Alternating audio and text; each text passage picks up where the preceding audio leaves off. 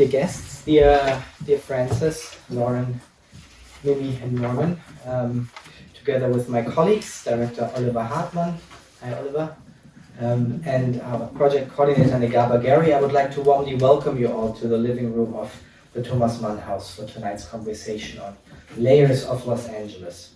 It's an incredible honor to have such a magnificent group of speakers here with us tonight. For those of you who are here for the first time, my name is Benno Herz. I'm the program director of the Thomas Mann House, which is the former exile home of the German writer and Nobel laureate Thomas Mann. Mann lived here in this house with his family from 1942 to 1952, having migrated here after fleeing Nazi Germany. At the time, the west side of Los Angeles, and specifically this part of Pacific Palisades, was teeming with other European emigres and exiles, such as philosophers Theodor Adorno or Max Horkheimer, literally across the street on De Este, composer Alma Mahler-Werfel, writers Leon Feuchtwanger and Vicky Baum, or of course composer Arnold Schönberg on the other side of the canyon, just to name a few. These artists, writers, and thinkers would go on to forever change the cultural landscape of this city. And building on that legacy and history of exile, our house, as well as our sister institution, Villa Aurora, today host fellowship programs for artists and intellectuals that aim to create a space for debate. The core mission of our institution today is the residency program. So each year, thinkers from Europe, from different fields, can apply for a fellowship, for a residency fellowship here at the house. And then our job is to create programs around the fellowships here at the house. For example, this year's theme revolves around the question of the role of artists and art institutions in times of crisis. If you would like to learn more about our house and programs, feel free to talk to me after the event or visit our website, because we're always keen and interested in extending our network and collaborating on interesting projects with new partners.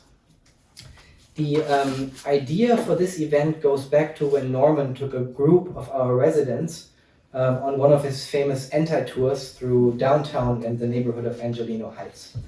And then shortly after, we were invited to visit the site of Lauren Vaughan's fascinating project, Bending the River, in the riverbed of the LA River, of which I'm sure we will learn a bit more tonight. And only shortly thereafter, I read Frances' most recent book on changing housing concepts in Los Angeles, and I realized the incredible creativity and density with which artists, scholars, and thinkers approach this city's ironic and iconic contradictions and unique conditions. And especially for us as a German institution based in Los Angeles, linked to a very specific history of the city, it is very important for us to learn and to listen, and to potentially transplant some of these creative ideas born in Los Angeles to discourses in Germany. I now have the pleasure to introduce our moderator tonight, Mimi Zeiger, who will then introduce tonight's speakers and format. Mimi is a Los Angeles-based critic, editor, and curator. She was the co-curator of the US Pavilion for the 2018 Venice Architecture Biennial and co-curator of the 2020 and 21 exhibit Columbus, entitled New Middles from Main Street to Megalopolis, What is the Future of the Middle City? So very fitting for tonight's topic. She has written for numerous publications, including the Los Angeles Times, Architectural Review, and Metropolis. She's also the guest editor of the forthcoming LA edition of the New York Review of Architecture, for which I'm very excited about. We could not imagine anyone more fitting to moderate tonight's discussion, so thank you very much, Mimi, for joining us. After the program, we will have snacks and wine and drinks on our patio, so please feel free to join us for that. And big thank you to our team here to set this all up, Betty Herrera, Pia Springsklee, and Negaba Gary. And yeah, please welcome together with me Frances Anderton, Norman Klein, Mimi Zeiger,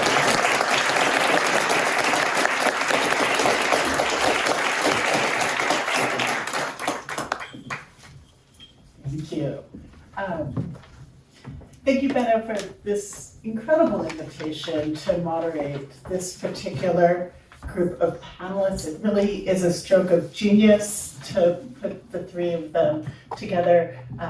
Three people who I have long admired greatly and have been my guide, I think, in many different ways, whether they know it or not, to the histories of Los Angeles and the presence of LA. We're going to be time traveling a little bit this evening. We're going to be weaving our way through the memories, the erasures, the dreams, and the possible futures of Los Angeles. And our crew for this journey is comprised of three folks who know the city intimately, from the dirt under our feet to the soaring spires that may not yet be constructed. So let me quickly introduce our panel, and then we'll get into it. We begin with Frances Anderton, and she's the author of Common Ground, Multifamily Housing in Los Angeles. She co-produced 40 Years of Building Community, a short film about the nonprofit housing developer Community Corporation of Santa Monica. And she contributes reporting to KCRW, for which she previously hosted the show DNA, Design and Architecture, which I think we all kind of miss, and produced the current affairs show Which Way LA and To the Point. Lauren Mann is an environmental artist from Los Angeles and founder of Metabolic Studio, which, she notes, explores self-sustaining and self-diversifying systems of exchange that feed emergent properties and regenerate the life web. And I'm looking forward to hearing more about that. Her studio's current work, Bending the River, aims to utilize LA's first private water right to the river and deliver 106 acre feet of water annually from the LA River to over 50 acres of land in the historic core of downtown. We're going to hear more about that. And lastly, but not least, is Norman Klein, a critic, urban and media historian and novelist whose work centers on the relationship between collective memory and power in urban spaces. He's the author of many books, including The History of Forgetting Los Angeles and the Erasure of Memory, Freud in Coney Island and Other Tales, the database novel Bleeding Through Layers of Los Angeles, 1920 to 86, and The Imaginary 20th Century. So welcome, everybody.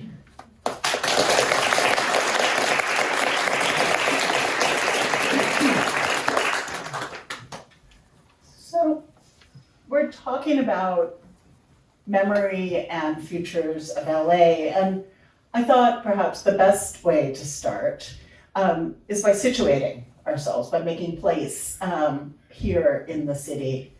And I wanted to ask each of the panelists, is there a particular place here in the present, in Los Angeles, that you think tells us something about the future of Los Angeles? Then we can start at either end or in the middle, whoever wants to jump in. I was looking in my direction. So we're going counterclockwise, I guess, which is more or less how the city goes, right? Grab the mic. Yeah. Oh, sorry. Well, I wanted to come up with an unlikely choice, right? Because that's the fun of it. And I decided it would be Rancho Cucamonga.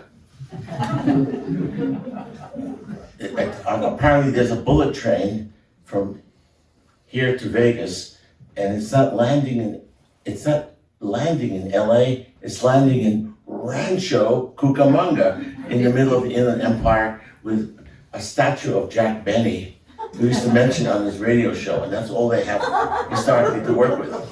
So you think, why is that? And part of it is because of the way the city was remade in the 80s and 90s to adapt to the ports, and then the shipping from the ports rewired the city 70 miles around and generated a kind of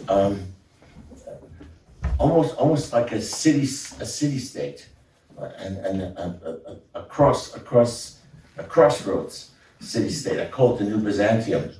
I have the editor actually who knows I use that term, right? But so I'm looking to see the future maybe in the re-networking of all of these power vectors, because the city lost so much when the Cold War ended and they rewired it. I see Lauren's nodding. She thinks it's a curious choice, but it makes sense. I think. It makes complete sense. So the region is going through transformation, but here's the irony. It's a kind of neo-mercantilist thing. It's similar to mercantilism in the 17th or 18th centuries. It's odd. It's almost like a Hansa city, if you want to look at it that way. But I think that with COVID and the bottlenecks, we now have triggered the end of globalization as we've understood it. So we're going to have to see where Rancho Cucamonga goes next and how all of the manufacturing and power vectors operate next. LA has been tremendously altered. It doesn't seem as we'll talk about all of this, but that would be one strange choice, but not strange to me, and not strange to Lauren either. So there you go. Well, I'm an infrastructure geek, so Yeah. So I understand that, and I'll jump in and say that if we think about the future, we have to start by thinking about the past. And if we imagine the past as a giant spiral, and the inside of the spiral is deep time, but on the very outside edge of that a spiral, we have the industrial era of geological time, and the center of that is the LA State Historic Park. And the LA State Historic Park marks a time in the middle of the 19th century when Los Angeles was a port to bring silver from the mountains of the Eastern Sierra back east. So infrastructure as we know it and commerce really began on the land that is Tongva Gabrielino land.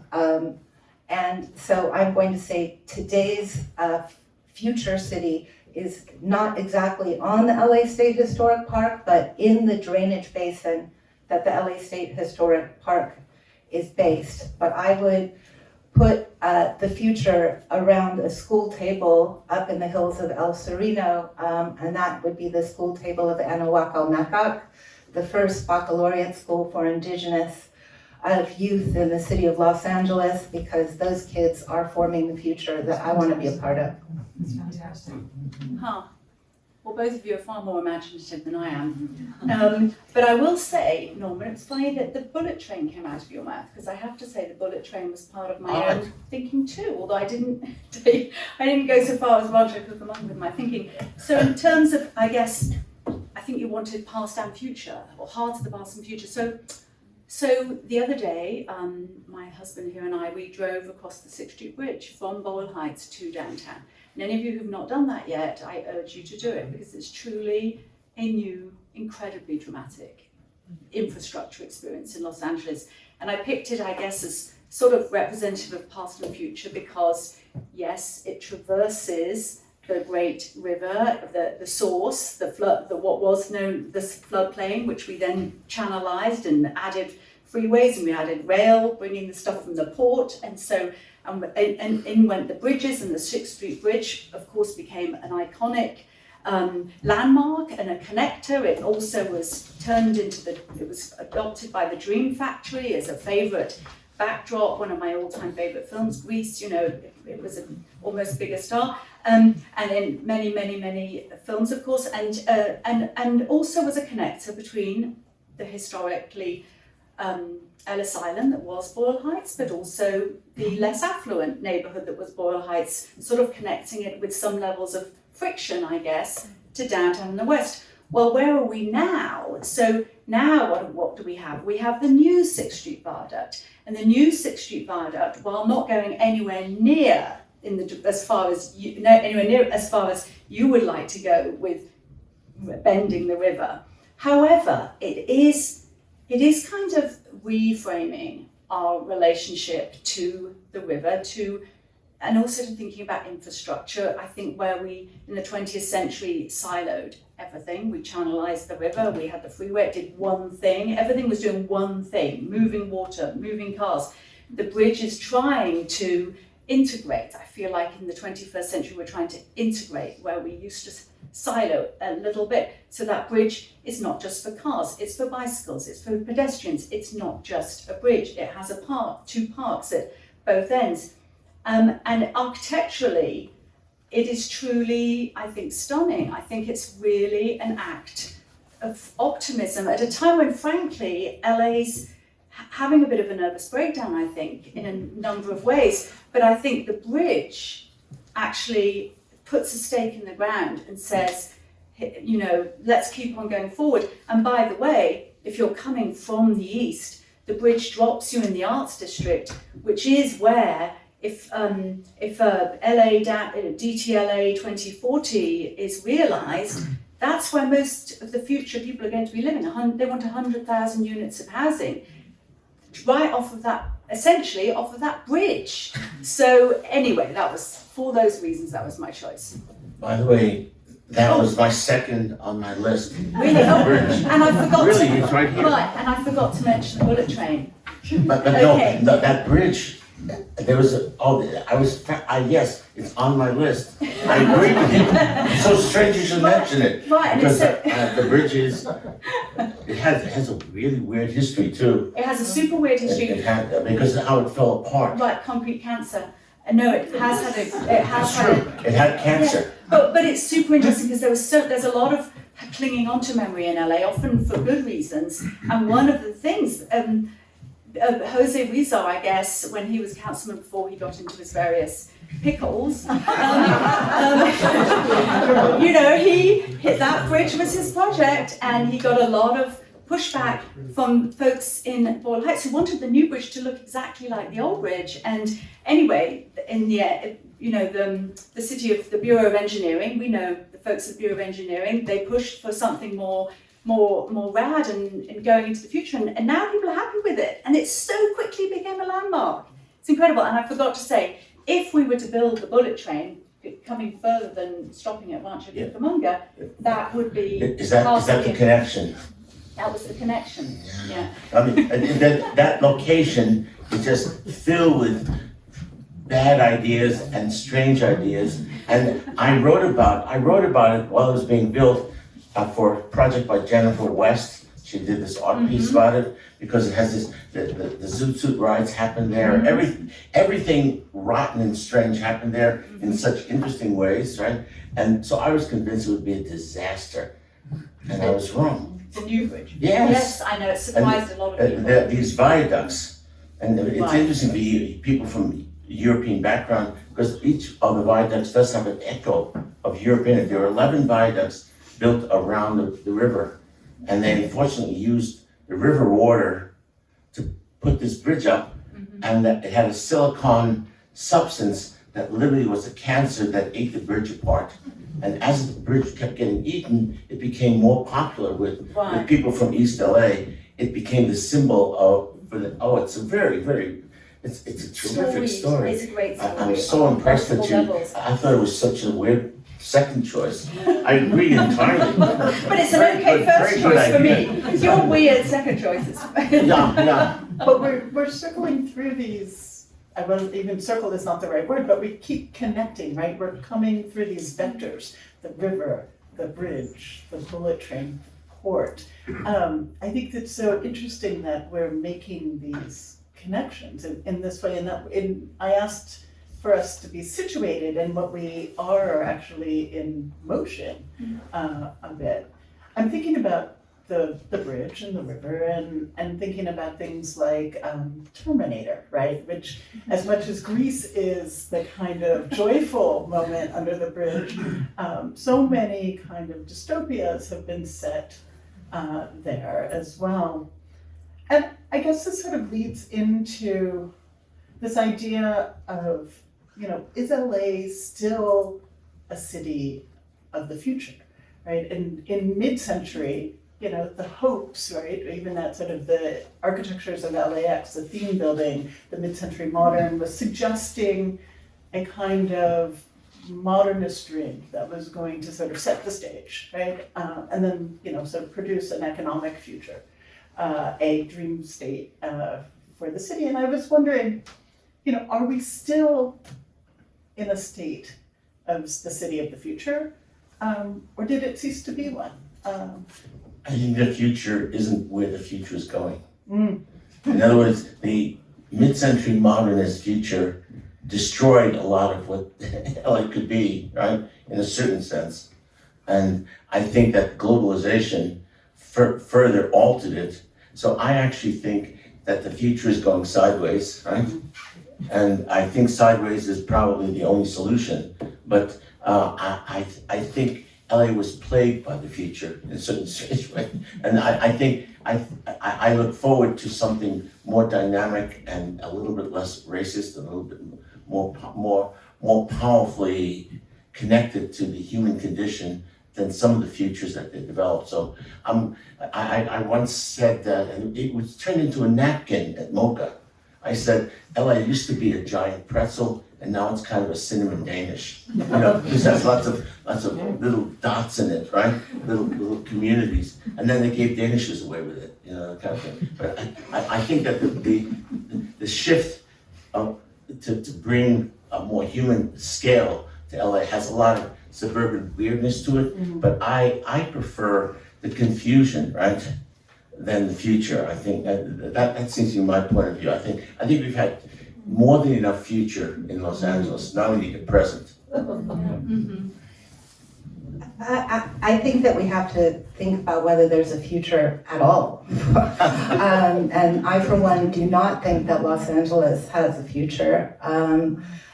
It's a very improbable one if it does, since our entire hydroelectric grid relies on the Colorado River, which is disappearing. So if you start with the brutal realities of a network of not just Los Angeles, but all of the cities of the Intermountain West being completely detached from the reality of what we live on, which is water and power that won't exist for very much longer. So the city as we know it won't be here, and few of us will be here either, because the next wave of urbanism will have to be ones which doesn't connect to the global economic realities that we're currently living with. So my strong answer is no, that LA will not have a future in the way that we know it today. It's just not possible. In my darker moments, I would probably say absolutely, emphatically, there is no future. But just in terms of if there's something of a future, I think we might be sort of limping towards it. And I think that, to be honest, the mid-century dream that you just laid out, the modernist dream, the house and the yard, arrived at in the car that you floated on the freeway, that model, I think, was too seductive to enable a future, because there are so many people who are living that life and they like it too much and they don't want to let go of it, and so they keep stopping the future. Mm-hmm. There's a rather large segment of the population in Los Angeles that will do anything to sort of thwart the future, whether that is downzoning in the 1970s, whether it's passing Prop 13 to diminish the amount of tax base that cities can get. They then have to find weird ways to bring in tax bases, whether it's stopping the bullet train, whether it's being so half-hearted about the Expo line that they create a rinky-dinky train that goes up and down and stops at surface streets rather than flies from the west side to the east side or whatever. Every step of the way, you have essentially individual homeowners in aggregate having a huge amount of political power to say no to the future. And it's understandable because this embodies what you're talking about, and it's wonderful. Why would you want to lose it? But what it means is that the future is 100,000 people shoveled into downtown, because that's one of the few places where you can try and build a future. Now, whether that's insane in other ways is I defer to you on that. But in terms of planning for a future, it stopped in around the 1970s. That's when we sort of stopped wanting a future, I think. We've been historically underbuilt since the 1970s, with every year getting worse, right? And so we've hit, sort of peak housing crisis here. It's something that began already, in the past 50 years ago. Yes, because it's so seductive. The garden city model is incredibly seductive, but it is inherently limited. It's fixed and limited. And your pretzel, your pretzel imagery, I think you might be onto something, because actually I think LA is going in a very strange direction, which is we are holding on to massive swaths of R1 zoning. My good friends in this room know I rant about this all the time. We're holding to these massive swaths of R1 zoning, and then we're parking all the housing on the arterials. And so I just sort of foresee this LA where we're going to have this flat, and then a wall of housing that's been shoved onto the arterials, and it'll look a bit like a pretzel, actually. So we'll go back to a new kind of pretzel. Yeah. I mean, the other issue, you say the 70s, I'm completing this monstrous book that's taken me 17 years to put together while I'm doing other things. So there's deep suffering with it, but I'm getting there. It's going to be done in a few months. But since the 70s, systematically, the levels of inequality, which means the buying power of, let's say, average Americans, or whatever you want to call it, middling Americans, has diminished, and we've gotten a much more oligarchical staging of the city and of the country, and it's finally almost systematically destroying our Constitution. So this is a global crisis, a national crisis, and of course it's an urban crisis. So it's a big deal. And it was during the boom after the World War II, there was money to pretend that you could build this interesting behemoth, leviathan, whatever you want to call it. But now we're going in the other direction. We're going to have to scale to what's happening, and then the dream would be that somewhere in the next 50 years we stop this inequality before it destroys, a lot of basic elements. So the LA is, what's the old line? It's like any other. There's this classic line in noir cinema. I understand you, Frank. You're just like any other man, only more so. So LA's like any other place, only more so. It really is echoing a national crisis, and we may wind up with something that isn't quite like a cyberpunk movie, right? With all the different separations, but it's very clear that we're winding up with a much more oligarchically dominated city, and it's impossible. It's just it can't go on like that. It won't, as you say. So it's not just the water; it's the class structure. Right, and I think we're coming up on 2024, which is the first year of Octavia Butler's Parable of the Sower. So, which with that, oligarchical structures and sort of authoritarianism and everything comes into play, and the undoing of the suburb into the gated community into sort of these hazard zones. But also comes with that is Earthseed and the idea of sort of life springing from the ruin. And maybe I'll turn this back over to you, Lauren, because I think this is more. Well, this is the first-hand experience part of the story. This project, Bending the River, that many of you know about, has had a lot of surprises. But one of the biggest surprises is that when we finally got the 100 federal, state, and local permits that it took to put plumbing underneath the LA River and redirect a small portion of the flow so that we can lift it, cleanse it, and move it where it's needed. When we lifted that first piece of concrete up, what was under the LA River was another river. Only this river is beautiful and pure and crystal clear. And all of us watching this just gasped. It never occurred to us that the basement of the city was actually the ceiling of an underland. And what's under there is seed and soil and duff and dander and yeast and mycorrhizal structures that have survived for 8 decades in the darkness underneath the concrete of the river. So We pulled all of that material out in order to lay 300 feet of vitrified clay pipe and took it to an old abandoned tow yard called Vertelli's. Many of you may have picked up your car there when it was towed in downtown LA before, and started cutting into the tarmac of Vertelli's 60-foot circles, which we discovered had, no surprise, lead in them, and put logs from the Los Angeles reservoir in these holes. And James, who's here tonight, figured out how to insert spores that clean, mycorrhizal spores that will clean lead out of the ground. And so we built landworks and covered them with this primordial soil from 80 years ago. And within weeks, we had willow growing, black walnut trees coming out, sunflower seeds, amaranth, sage, white sage, black sage. After 8 decades, in less than 3 or 4 months, there's a forest there. So if that doesn't give you hope about the future city, all you have to do is use what's left of your fossil fuels to punch out as much tarmac and concrete as you can, and then move, and let the indigenous people take care of it. Then you'll have a future city, but it won't be called Los Angeles. Can I ask a related question? Because it's always struck me, and then you'll be able to answer it better than I can.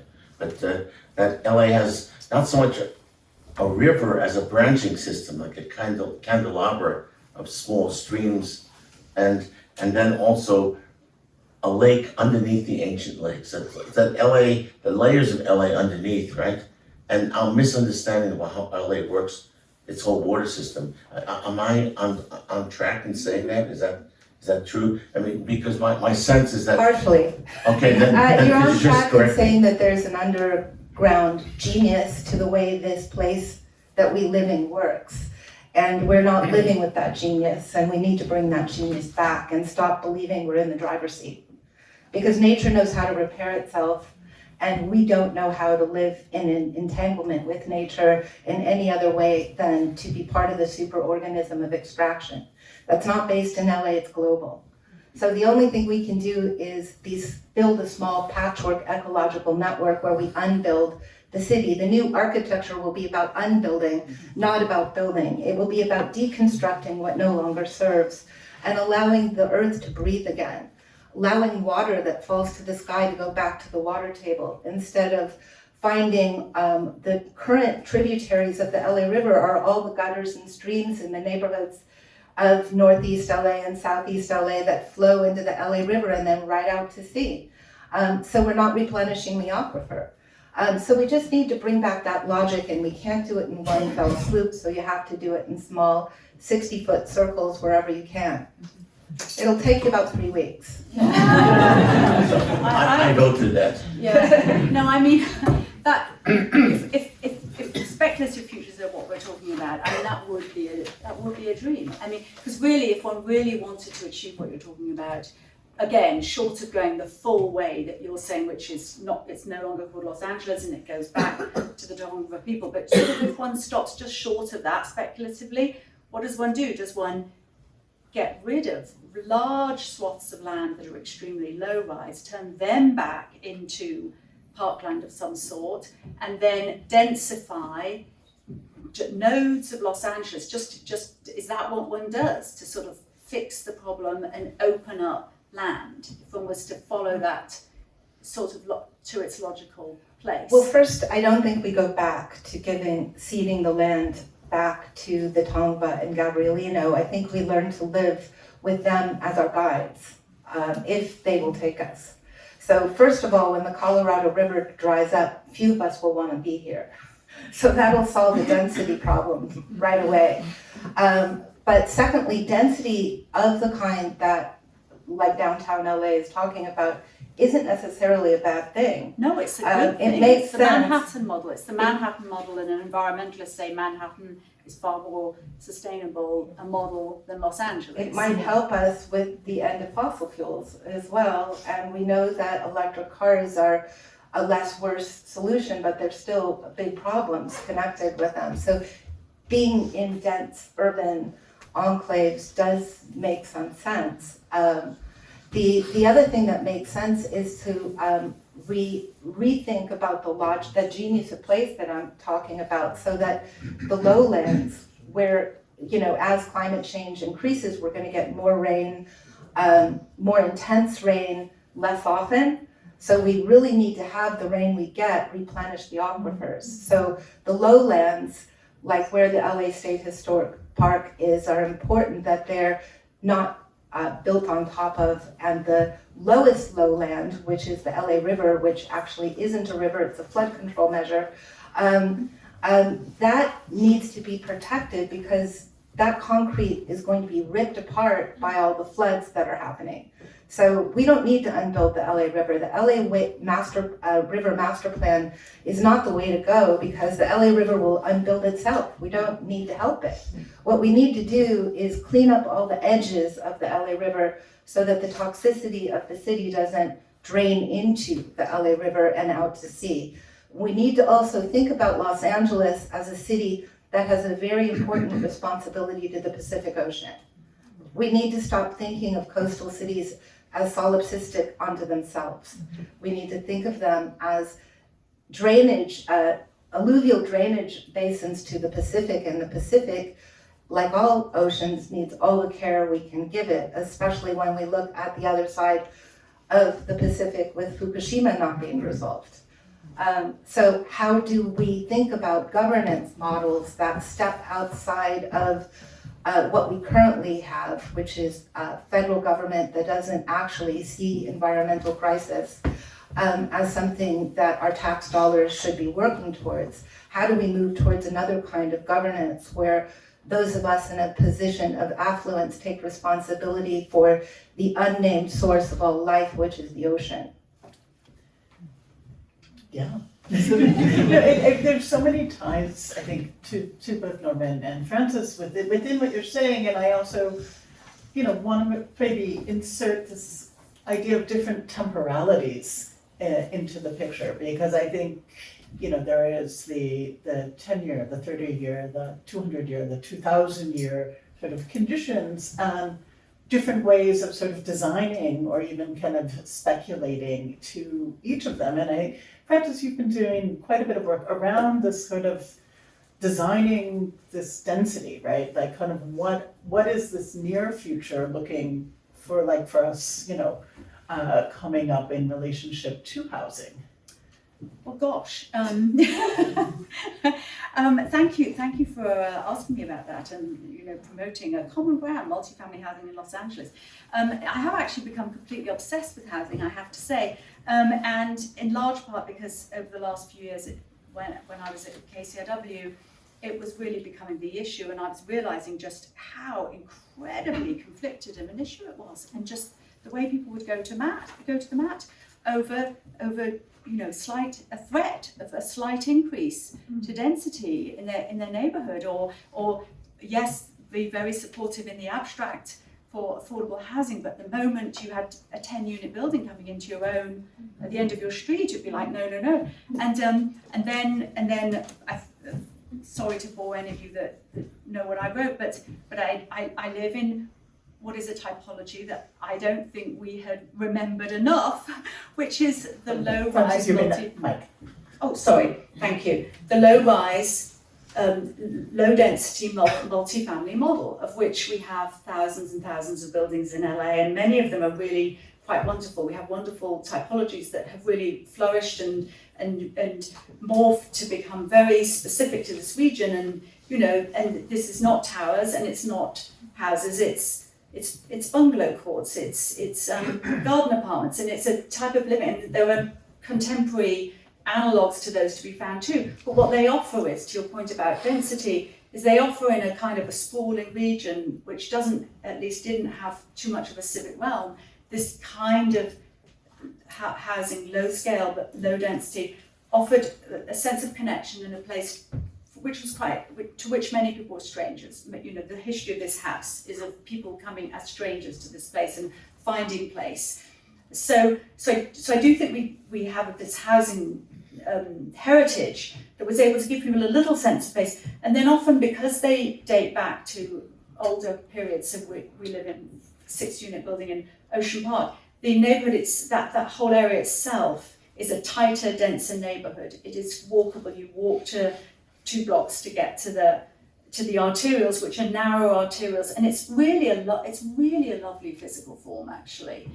Very livable, and it means you are living somewhat densely, but you're not on the arterial, on a balcony, breathing in traffic fumes from 6 lanes of traffic, which is what is now the proposition. And I think what architects and developers now have to do, they have a really interesting challenge, which is figure out how to make that 50-unit affordable housing block that is going up by the 110, the 105, and is right, just yards from that freeway. Figure out how to make that a nice place to live, because that's the kind of design challenge that many of them are confronting right now. And some are coming up with some intriguing solutions, some are not, and I think that I really think we have to seriously think, what is the implication? That's the ED1, which was the executive directive one that Karen Bass announced on her first day, her commitment to affordable housing. Supposedly it's produced, I think, 119 buildings are in the pipeline, and I think that's going to be 9,000 units, and if I've got this right, and most of those are going to be on thoroughfares.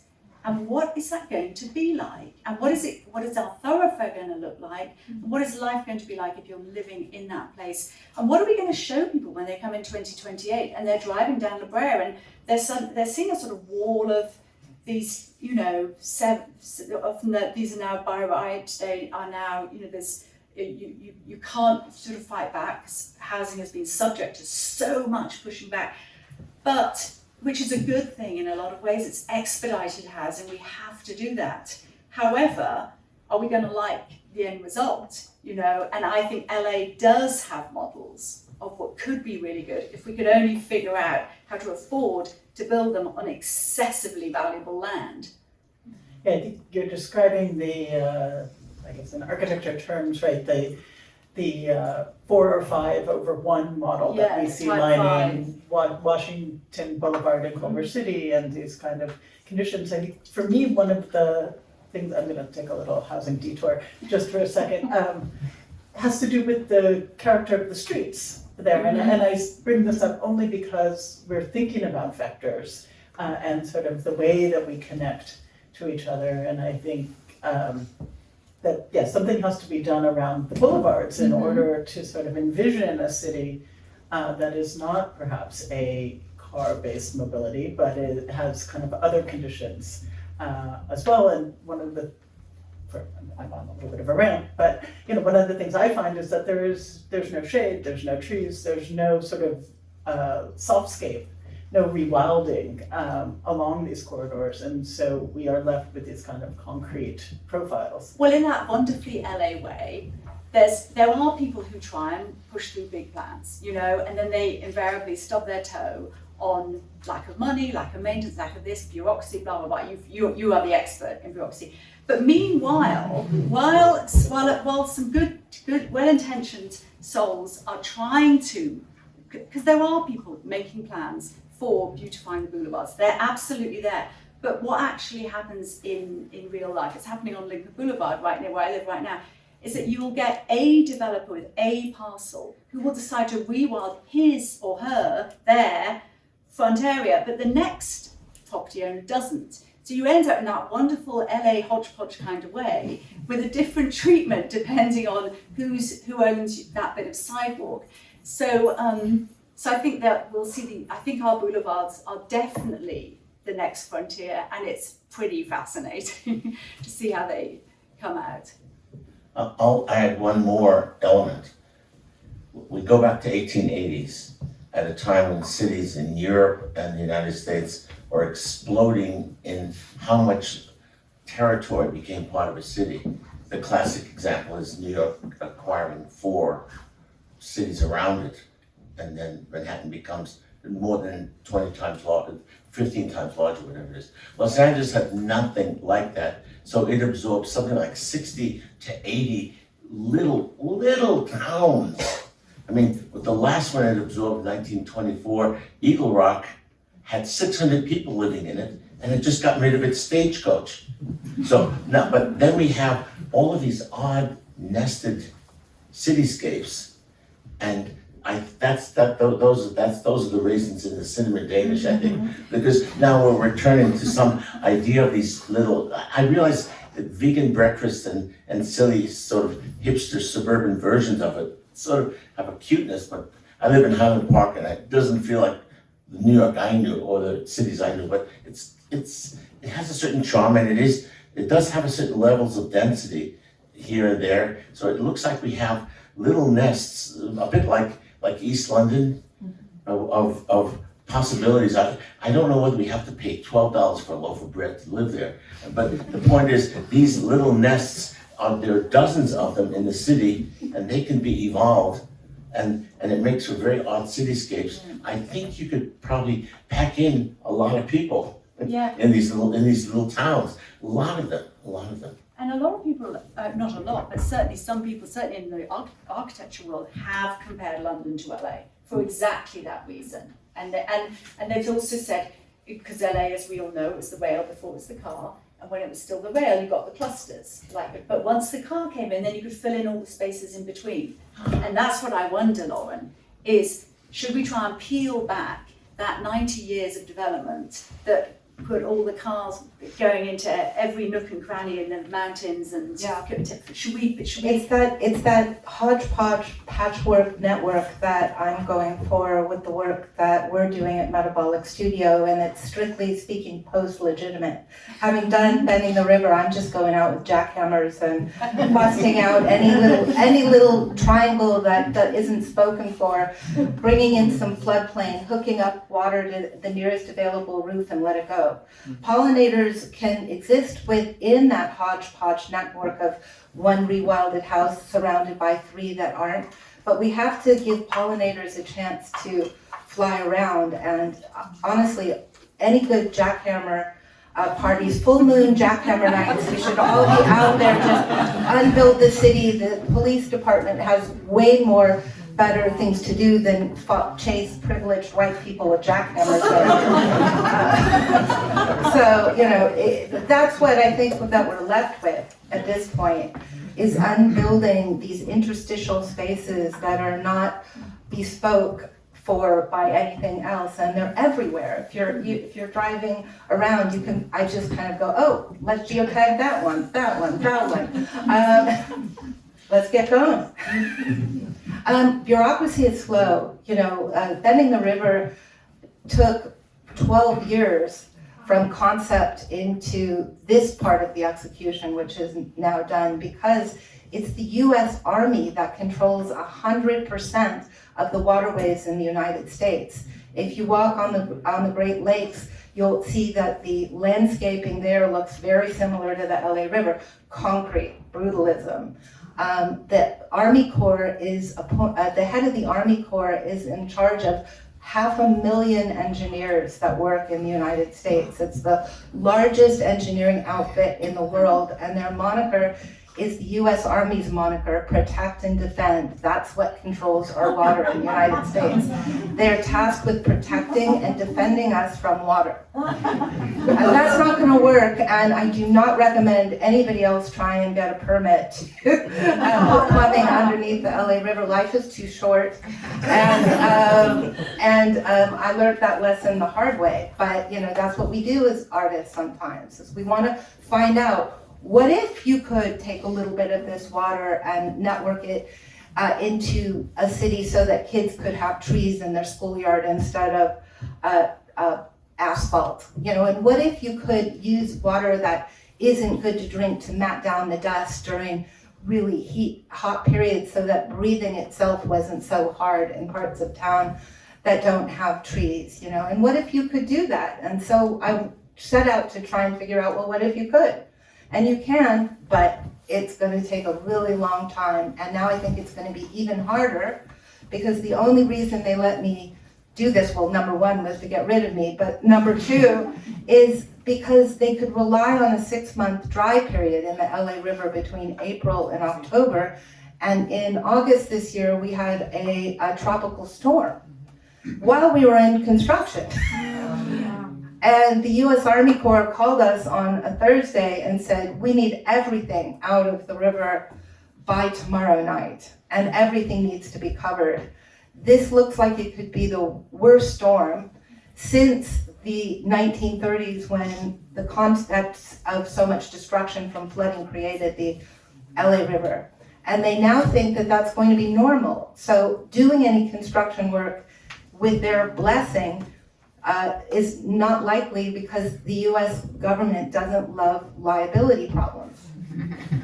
Also, I mean, there's a reason why in the 1940s, Humphrey Bogart is in a raincoat all the time, Robert Mitchum and Alan Ladd, and why in the 70s, Columbo is in a raincoat and it never rains. I mean, the climate differences between the 30s and the 40s help reinforce this mad engineer's way of looking at things, and they can't, it's like it's stuck in their teeth or something. They But can't the thing seem to shake is it worked. I mean, the LA River works for exactly what it was built to do, which was control the flooding and keep people safe. Then, No, now. Nobody got hurt during this last storm that just happened. So it works. The problem is, if you look at ecology, biodiversity is created by disturbance in ecological systems. So if you prevent flood, you prevent biodiversity. So we solve one problem at the expense of another, right? So short-term thinking got us into a situation where we wanted downtown LA to be a good spot to put a train yard. It was a bad spot to put a train yard, which was why the Pacific Rail left, and it was a dirty field until we did not a cornfield in 2005. But the problem was with the logic of putting a train yard on a floodplain. So instead of thinking about moving, we built storm control systems that actually work. So why would you take apart a perfectly good storm control system when instead you can just punch little holes in it and move the river like it always did? And why can't the river have a meander and find its own space again in the city? So are you proposing that everyone buy a jackhammer for Christmas, and I think we could have a rebel army to start dismantling the hardscape? I don't of think the city? everybody should buy a jackhammer. I think we need to share jackhammers because we're going to run out of fossil fuels. So I think every neighborhood should have a jackhammer, and we should work with tech people to figure out how we can network the right holes so that drainage basins occur that can replenish the aquifer, and that's where we should put trees, and we should protect them, and we should read to our kids under those trees so that they grow relationships with those trees. And we change our dynamics of just moving around like our lives don't matter. What matters to people is their relationship to the web of life that they get used to, that they love, and that they cherish. So we need to bring that back too. So Sharing. Yeah, there's something kind of that's starting to cross here around this idea of the commons, right? Or the kind of a communal or collective idea of the city, whether we're sort of all banding together to share the jackhammer. I love this vision. This is what speculation is for, right? Yeah. But also that the mid-rise court becomes a kind of enclave of people sort of sharing resources. And one of the things we had been talking about on the kind of pre-call was ideas about sort of the economies of Los Angeles, the kind of labor conditions that are going on right now. And I want to maybe tie that back to a kind of collectivity, to see if there are ways that we inhabit the city that and sort of work and live in the city that start to reinforce each other rather than this kind of the single kind of entrepreneurial model. That is your field of expertise, I believe. well, yeah, The kind of getting lost and mess not of a knowing question. why is what I talk about, I guess. Something personal too, I think. But we're obsessed right now about talking about the entropy and multiplicities rather than the verticalities I understand why that's happening, but without some degree of solidarity that resembles what we used to call the nation state, there's no scale that we can achieve that can address these problems. I love the small sort of patchwork feeling. I don't like to be in some vertical system where we're under a dome or something like that, of some sort. But it's obvious that our politics and our culture can't silo and achieve what it has to do. So that means we're going to have to reinvent the nation state itself somewhere. I think it's probably going to be people younger than us, younger than me anyway. So I'm hoping that whoever's here who's young is ready to give up their Sundays, because this is going to happen. And I often say, I'd like to congratulate you in advance for what you're going to do, because you will have no choice. And the no choice part is important. And our job is to somehow gather this idea. Well, we have very strange notions about freedom and power in the United States, and while they sound very charming, and I'm very charmed by them, I recognize that we're going to have this solidarity you're talking about. It has to be, but how do we do that, right? Given our other concerns about, power and verticality, it has to be done, and I'm voting for it. I know the options are not great, but I've decided to vote for it. I think that it can and will be done, because what's the choice? I'm not gonna. Well, Samuel Delaney talks about, like, if you can't envision it, right, then it won't come, right? You have to sort of make the big plan or make the big speculation in order to achieve it. Yeah. I think that there's definitely a lot of sort of labour activity right now, and it is in reaction. There is a very clear inequity in a lot of realms, and one of the big impetuses is that people can't afford housing. So and people are starting, to question the sort of, I guess, the binary model we have, which is you either own a home or you rent a home, and those are kind of your options, and it is increasingly difficult to do both in LA. And right now, I would say there is a generation emerging that is starting to think about trying to get into the economic interstices and the physical interstices of Los Angeles, and try and do community land trusts and co-housing. There's a conversation happening about co-housing that, Copenhagen sort of leads the world in co-housing, but in LA, in California generally, there's a movement afoot, and it's not reached scale at all, but people are thinking about it. And so some people are trying to sort of really proactively sort of force LA to slightly move in a different direction in terms of ownership models and therefore housing models. And some are choosing the quicker option, which is just get out of LA and move to Austin, Texas, and have what you thought you might have had in LA, but you can't, so you go to Austin, Texas instead, or Asheville, or Raleigh, or wherever it is. So now I'll just qualify what I said about the type of low density, socially centered housing of the type that I really do love in LA. I really think it's a wonderful model.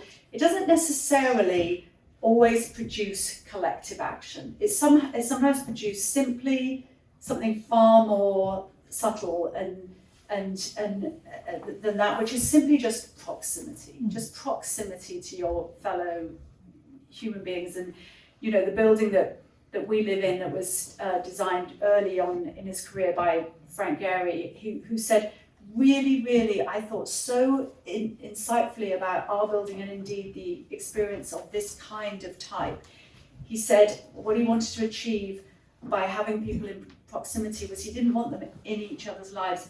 He wanted them to have a peripheral sense of each other's presence, which I think is truly profound. Now, it's very different from what happened with, say, Lincoln Place, which is one of the wonderful garden apartment, private public ones built in the late 40s, early 50s, housing hundreds of blue-collar workers.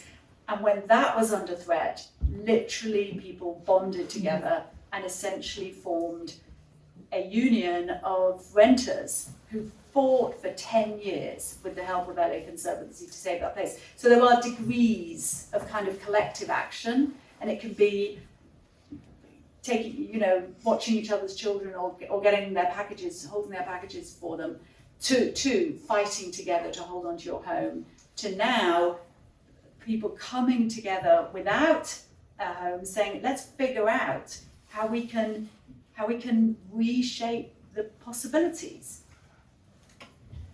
It makes me think about Sheshu Foster and Arturo Romo's book, the Alado, the East LA, dirigible, oh gosh, I can't remember the full title off my head, but sort of it ends, it envisions a Los Angeles future that stems from East LA and a kind of speculative lost history of dirigibles that were the transit system. It's an incredible book, but the book ends with a sort of show of solidarity, right, at the march through Lincoln Heights, and I think we're sort of touching on these kind of moments of collective action as a kind of visioning for the future, but whether that is a kind of collective rewilding, whether we like it or not, or sort of through political action, or even through sort of communal kind of actions. As you're touching on the issue, I think that we're all in different ways bumping into. I believe also that we're going to have to reinvent what solidarity means in this particular civilization, in this particular economy, and I'm so impressed by your courage to do that. Both of you, but your courage. Really, I mean, I would easily have just said, okay, I'm going home now, So I understand, but the idea that these small pieces, in some way, it's almost like a different scientific principle. Practically, it's like that all the electrons together actually make things happen, right? And so I think it can happen. I think it has to happen, and it has to include cities and countries, and it's just complicated. I wish I had a formula for how to solve it, but it's happening very fast. I think it's going to dominate our lives for the next 20 to 50 years. I just want to give a shout out for joy. Joy is a great antidote to despair.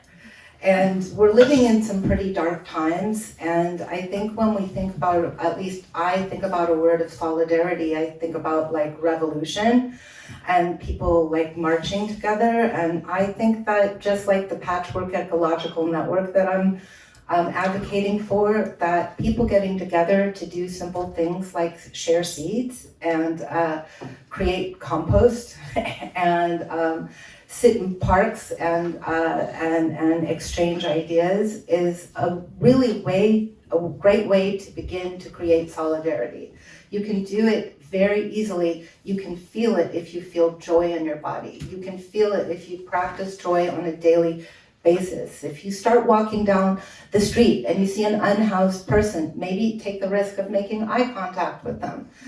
These small acts of humanity build the solidarity that we all want. I think the inspired generalist will lead the way to the future, not the expert in anything. The problems are too complex. The superorganism of capitalism is too vast to be defeated. It's going to be the individual hosting breath, joy, and connection with one another that's going to build a mycorrhizal network which will define the future. And we all only have this day, right? We're all siblings on planet Earth at this moment, from the very oldest person to the very youngest one. This is our generation to act differently. This is our generation to make the reparations to the world by finding joy in our lives and doing whatever you can do on a daily basis to make it a better place.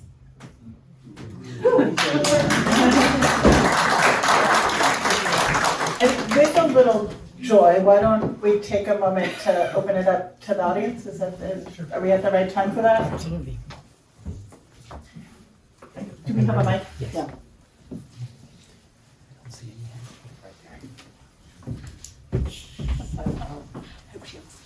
Thank you all so much. I'm so inspired. I'm drawing and taking notes, and it's been wonderful to listen. So thank you. I wanted to talk about intentional, like controlled burns, low temperature burns, and how when we're talking about futures, that's an important note that we also have to be thinking about right now with Indigenous sovereignty and land management. We also have to be thinking about low temperature burns because they strengthen the root systems that then can sequester more water, which will lead to more evaporation and lead to more condensation and then refill the aquifers even further. And when thinking about these kind of sections of the city that can maybe remain while we rewild, or however we want to call it, depave aspects of the city, I think it's also really critical that we think about fire and the importance of fire and including fire in the water conversation, because they are, absolutely intertwined. So this is kind of a comment, but also a question to you all, which is, have any of you thought about fire and the increased risk of fire, but also the tool of fire that we're currently, needing to learn from, and how you can imagine a future in an urban setting, including the tool of fire? Yeah, I think that's a great point, Maya. And I think that also part of that practice that wants to reemerge about stewardship and care and the direct connection with the land that, if it doesn't burn, creates a super fire. And I just had an opportunity to visit the Amazon and got a chance to see the very ancient technique of burning carbons to create terra preta, or that really black, wonderful soil that is so fertile. So I think that these permaculture-based strategies like composting and seed sharing and collecting the cardboard that comes off the train tracks are the way forward. And part of why I was saying also that it's the Indigenous that will lead us forward, because they're still practicing these things, and if we ask to be students, they may let us learn.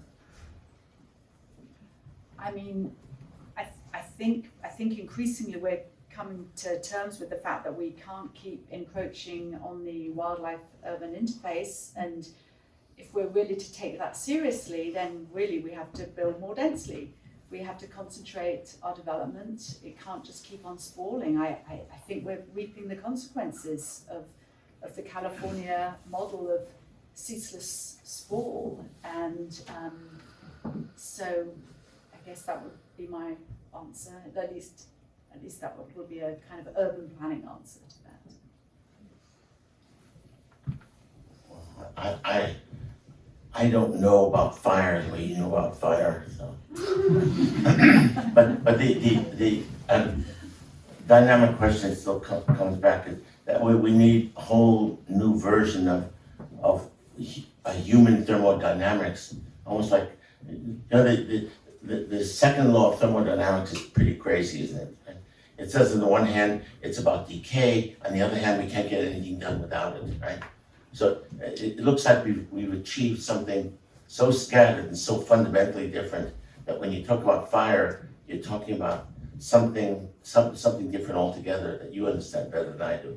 But on the larger scale, I can see that unless we absolutely sort of shift the entire language system to get to the point, we're not going to really be able to leave the house, and even have a house. So I think what you're doing is to try to redefine, and there are all kinds of crazy stories I could act up. I don't want to go with anecdotes, but yes, I think the idea of simplifying the language, right, to meet the moment is not a small thing, it's necessary. So I'm glad you're doing that. That's good. That's good. That's good.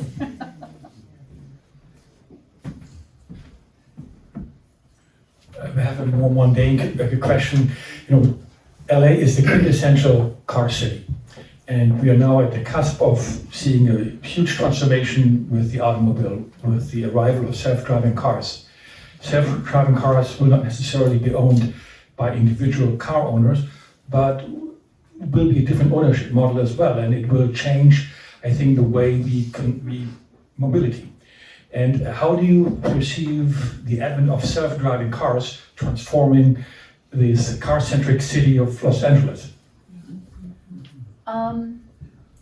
Based on recent history, because I'm not so good at projecting into the future as these two, far into the future, I see about like 12 months ahead or something. I do remember when Uber arrived and all the other car sharing models, and I remember then there was a lot of happy talk about how what this would mean is that we take cars off the streets, because now we wouldn't need to be driving ourselves around town. And then to everybody's astonishment, we ended up with more cars on the street because these Uber drivers were driving around and around and around the whole day. So it was like unintended consequence. There's always unintended consequences, and I actually find unintended consequences of always a fascinating. So anyway, I guess with the self-driving cars, what is the unintended consequence? If there's anything that's perhaps a generational divide in LA right now, is that that society that you talked about right at the start, the modernist mid-century with the house, that was very much, I have my house, I have my car, I probably have 2, maybe 3 cars, I have, and there is a push to rethink that, to turn ourselves into a sharing economy, and to have various kind of leasing models, but it doesn't seem to last very long. The pandemic kind of shut that down pretty quickly. Just before the pandemic, we were going towards this idea of, giving up on the car and stuff, and the pandemic hit, and using the mass transit. And the pandemic hit, boom, people were back in their cars and buying houses. So anyway, all that's to say is a kind of let's see. And by the way, do they work, these cars? I mean, they've just what's it called? Cruise. Was it called Cruise? The one that's been told that they can't even operate because they've already dragged a lady down the street. Let's talk about the pluses though. On the plus side, the thing that you buy that depreciates in value the most from the second you drive it off the lot is your car. So in terms of disposable income, the not having to have a car is definitely a plus. Let's also talk about the plus that if you didn't have to have a car, you wouldn't have to have a house with a garage, or you wouldn't have to worry about being late for events because you had to park your car or pay for parking, or you wouldn't have to go to Vertelli's to pick up your car when it got towed. So the existing parking lots would be a place where all of those cars would live. And you'll be able to get them on demand, and that means that all the parking spots on the streets can become those places that are greened again, right? You'll need less cars on the road, because if you drive on the road, you'll see that most people are driving a car by themselves. So in principle, I mean, just on those few factors alone, you're solving a lot of problems. So what are you giving up? You're giving up the illusion that you are a safer driver than somebody else, right? Because the statistics are that you're only as safe as the other person anyway, right?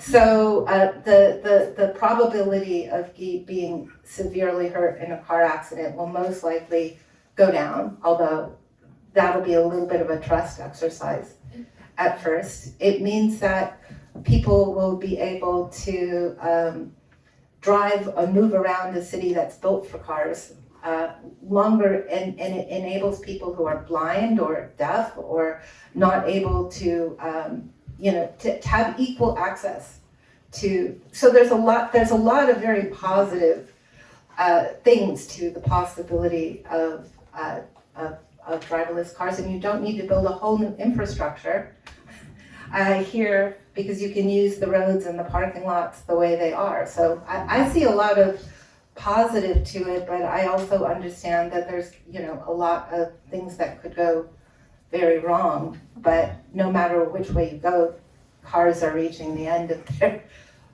you know, so it is a possible next step. And all those junker cars, all those cars that are left behind can also become great mobile planters, by the way. They make great portable planters that will help pollinators move. So there's Your junker planters are great. Yeah. You go down to her Yep. her studio, they look fantastic. But in the interim, there is mass transit, and it really actually is great fun to get around LA on mass transit. It just doesn't go to everywhere you need to go.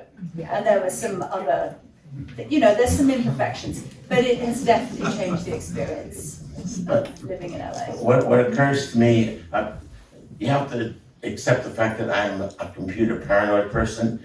My computer crashes regularly, but at least I'm still sitting behind the wheels of a real vehicle. So if my car crashed as often as my computer, I would look. But I realize that you see a system that's better. I think we will develop systems that are more logical. In fact, I think what's happening in Los Angeles in particular is that hubs are developing about 500 to 800,000 people. So because people don't want to go more than 15 minutes out of their house. There are about 10 of them now, right? And they reproduce the same vegan breakfast and so forth, and they have some version of cultural experience and used clothing, always that, right? But at the same time, you can see there will be an adaptation. And maybe it is this AI solution, and paranoids like me will live with it. Maybe it'll be a kind of Uber system that takes us beyond the 19th century idea of the trolley to something that's even more flexible. That may be also a possibility. It will happen. It has to happen. People have to have the strength of mind to make it happen. So I say the principle of what you're saying is I agree with entirely, right? So never mind the details for the moment.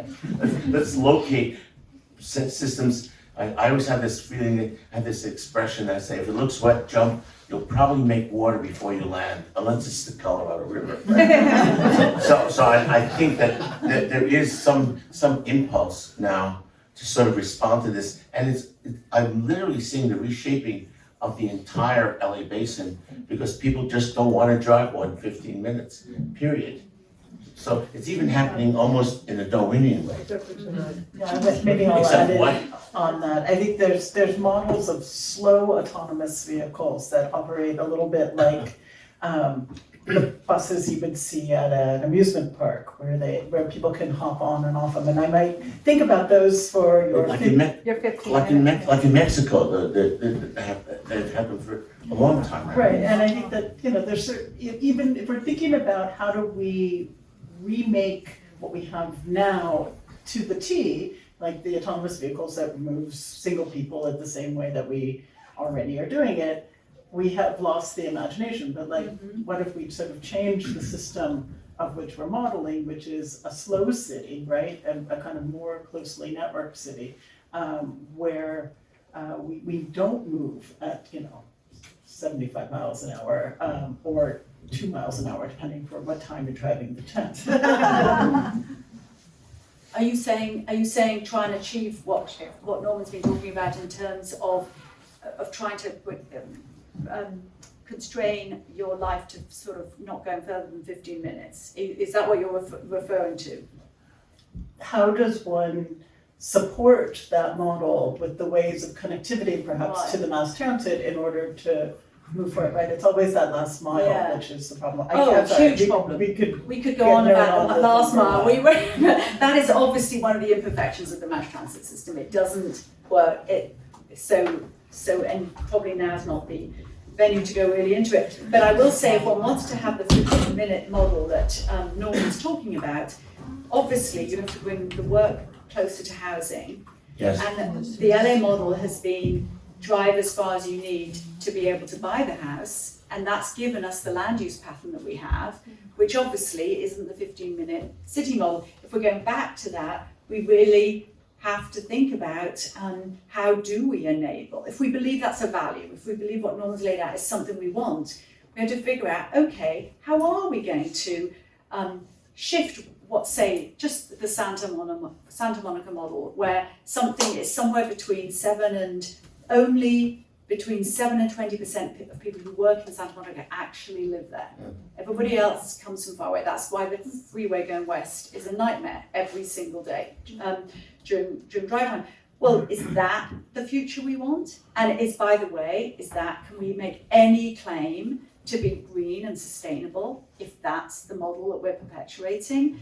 No. If we want to resolve that particular conundrum, we have to build for thousands of people in Santa Monica, but that's not what a lot of voters want. So we wind up constantly with this sort of, so what one's ending up with is a few lucky people are getting to have that exact life that you have laid out.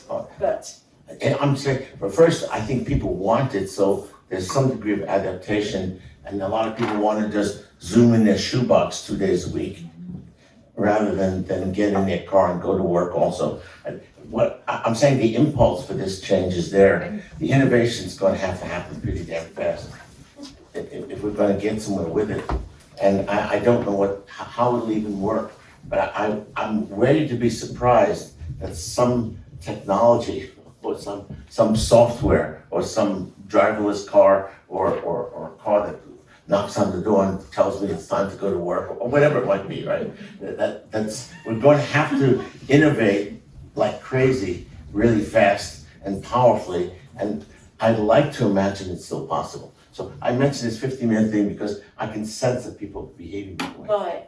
I think we do have to innovate, but probably more in sort of ownership models, because perhaps more than, I think we have a tendency to think there's a technological fix for everything, but I think there's actually a structural ownership fix that we need to make, because right now, as I understand it, for the first time in California's history, we are now seeing an exodus of people, more people leaving than coming in. That is a dramatic turning point. And when they start to really pass the numbers, it turns out that there's a lot of people who are young, tending younger, and obviously they're looking for affordable housing because they still want that model, they still want that dream, they want the California dream, and they'll go somewhere else to get it. And maybe it's a good thing, because maybe California needs to empty out, and it just is forced. It's just forced. So maybe we shouldn't be creative about ownership models. Maybe we should be absolutely fixed with what we have, because that will force people to keep leaving. So maybe that's, but if we decide we don't want to be a gerontocracy, which is what we will be if we stay on that track, if we want to have further generations of Angelinos, of Californians, then we have to sort of get real, this is an issue, and think about how to resolve it. I mean, part of the crisis also is that the rents are sky high, and people would rather live, in South Dakota than pay these rents in some ways. But and then there's the London model where many people would buy a house together and share in a certain way. No, it doesn't. I knew people various people from London who would together buy an apartment or something, and then they. Little bit of cooperative ownership, yes. And there so are there's some more in other places. I accidentally met it's not a scientific survey. Yeah. It's just Germany has a Baugruppen. They really, I think, have a Doing model of that kind of collective ownership. We may have to move in various directions and see which one is more magical and workable and isn't overwhelmingly expensive.